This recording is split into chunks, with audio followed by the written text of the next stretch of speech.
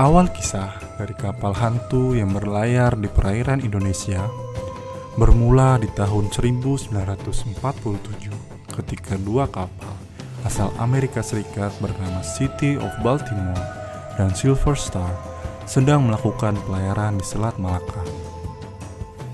Kedua kapal tersebut mendeteksi sinyal darurat berupa Morse dari kapal dagang Belanda yang menamakan diri mereka sebagai orang Medan.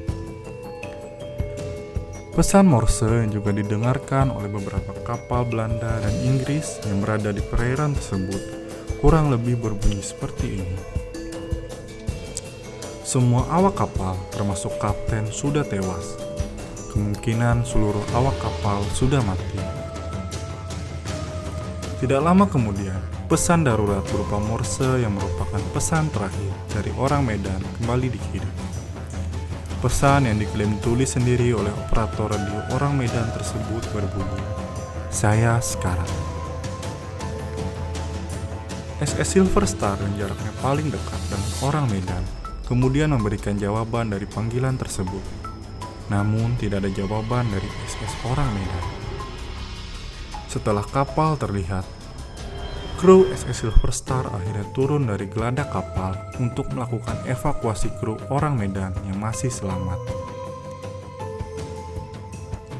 Namun, apa yang mereka temui di atas kapal orang Medan hanyalah sebuah kengerian yang nyata ada di depan mata mereka.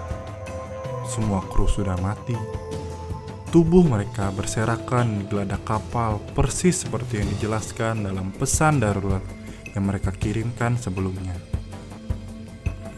Yang lebih menyeramkan lagi, mayat-mayat ditemukan dengan kondisi yang sangat aneh. Mereka seperti mati dalam ketakutan, dengan kondisi membelakangi matahari. Kulit mereka pucat, gigi yang rapat namun kedua bibirnya terbuka. Mata mereka melotot dan dengan lengan terjulur seolah mereka sedang mencengkeram sesuatu untuk menghalau apa yang ada di depan mereka.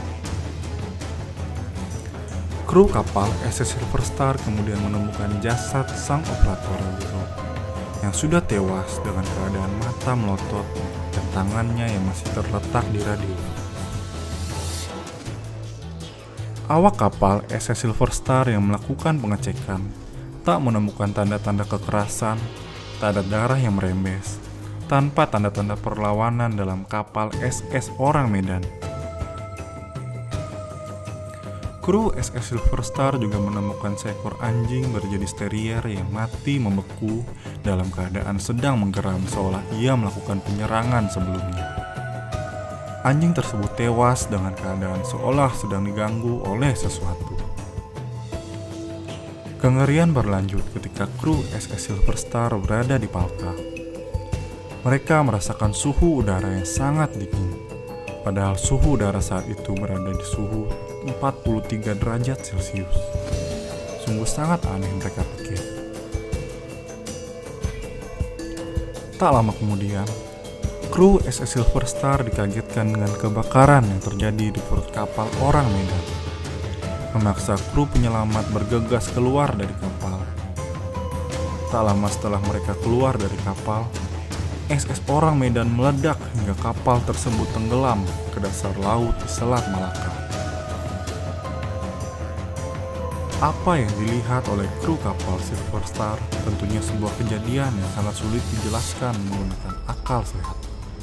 Lebih anehnya lagi, tidak ada catatan registrasi yang menjelaskan di mana kapal tersebut dibuat, kapan dan kemana sebenarnya tujuan kapal tersebut. Ada yang beranggapan jika cerita mengenai kapal orang Medan hanyalah hoaks belaka. Namun, SS Silver Star bukanlah satu-satunya kapal yang menerima pesan darurat dari SS orang Medan. Jika memang hoaks, mengapa juga CIA sampai harus repot-repot melakukan penyidikan tentang kasus ini? Lalu adakah penjelasan detail mengenai bagaimana kru kapal orang Medan bisa tewas secara mengenaskan? Apakah mereka diserang oleh bajak laut? Tentu saja tidak. Seperti yang sudah dijelaskan sebelumnya, mereka tewas dengan kondisi yang cukup aneh.